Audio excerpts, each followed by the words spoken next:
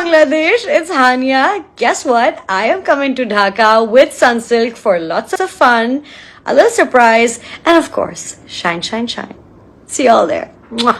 এভাবেই ফেসবুকে ভিডিও বার্তা দিয়ে গত 18 সেপ্টেম্বর প্রথমবারের মতো ঢাকায় এসেছিলেন পাকিস্তানের জনপ্রিয় অভিনেত্রী হানিয়া আমির। অবশেষে 3 দিনের সফর শেষে নিজ দেশে ফিরে গেছেন জনপ্রিয় এই অভিনেত্রী। সানসিল্ক বাংলাদেশের আমন্ত্রণে তিনি অংশ নিয়েছিলেন কয়েকটি জমকালো আয়োজনে। সফরের সময় ভক্তদের উচ্ছ্বাস ও উষ্ণ অভ্যর্থনা তাকে বিশেষভাবে মুগ্ধ করে।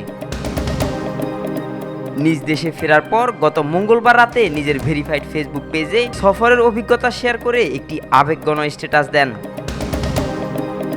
হানিয়া লিখেছেন, পাকিস্তানে ফিরে যাওয়ার সময় হয়েছে। বাংলাদেশের ভক্ত এবং জনগণকে বিদায় জানানো খুব কঠিন। যারা আমাকে সত্যি ভালোবাসে এবং সমর্থন করে তাদের সবাইকে অনেক ভালোবাসি। খাবার অনেক অসাধারণ ছিল, মানুষগুলো অসাধারণ। অনেক ধন্যবাদ।